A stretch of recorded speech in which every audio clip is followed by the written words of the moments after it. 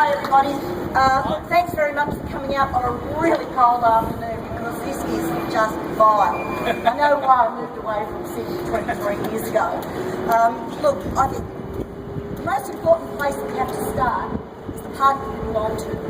We belong to the Australian Labor Party, a party that was formed on the basis of social justice, equity, fairness and democracy.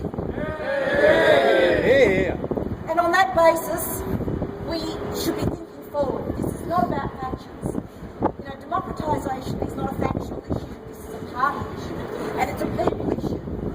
To ignore the wishes of 124 motions without any regard, any due regard, and any respect to the branches and the individuals who have formulated those motions is contemptuous, you know, in the extreme.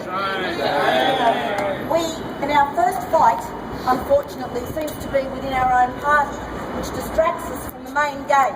The main game is the defeat of the coalition government in New South Wales on the third Saturday in March in 2015, and as soon as we can get rid of those bastards in Canberra who are destroying the very fabric of our existence. So, to do that, we have to have some democracy in our own party. We have to reform, we have to change. Change is a scary thing to most people, but it can also be a very empowering exercise. And those who want to control this party and deprive us of our rights are doing so in the interests of self-preservation and power. The reality is that when you give up a little bit of power, you actually, in many ways, you may not hold the same level of power, but you do in some ways retain your credibility, and you retain your integrity, and you retain the respect of the people whom you want to represent. And that is really at the nub of all this. This is not an argument about democracy. We can argue over who may be disenfranchised, who may not, whether people in the regional areas where I come may feel they might be disenfranchised, whether unions feel they may be disenfranchised. What we have to remember is that we have to unite as a Labor Party. We unite as the Australian Labor Party to stand against two governments that at this stage are absolutely destroying everything that our governments have built for our communities over many, many years. And that should be the focus of Jamie Clements, that should be the focus of John Graham, that should be the focus of everybody. Because quite frankly, you know, I've been a member of the Labor Party for longer than I'm prepared to admit to, I think. Give my age away. But the reality is that since I joined the party, I've actually seen a diminution in the democratic processes of members, you know, which is shameful. Thank you. Well, I actually joined just before I turned 21 in 1972. There's been a lack of continuity, I have to tell you that, and on a few occasions I've got a bit angry and walked away, but I've come back. I'm not alone in that. But the reality is that you do come back because this is where I belong. The Labor Party is my belief system. It underpins my belief system.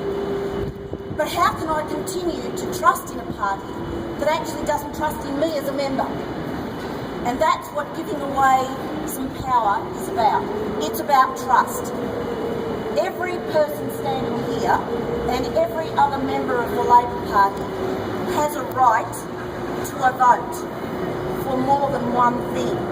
There is no other organisation, non-government or in the private sector, that would say to its shareholders, you do not have a vote, because you do have a vote and you have a right to exercise that vote. You have the right to decide who is going to be the leader of your party. You have a right to decide who is going to represent you in the upper house, who is going to represent you in the Senate, who is going to represent you on the administrative committee. What is so demonising and so frightening to our executive officers on level 9 to accept that we as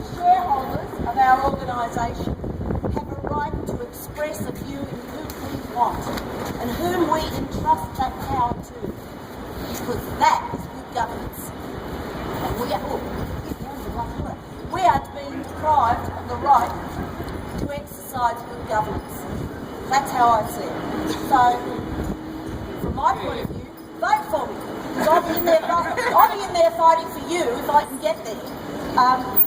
And I don't, I know that those chances are probably fairly remote.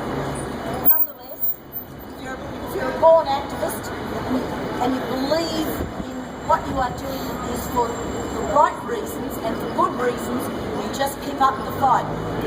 They knock us down this time, we'll come back. And we will keep coming back, and we will keep coming back, and sooner or later, like every other small revolution, ignore something when it's small, when it becomes big, it becomes very, very ugly. Thanks a lot, everybody. Keep up the fight.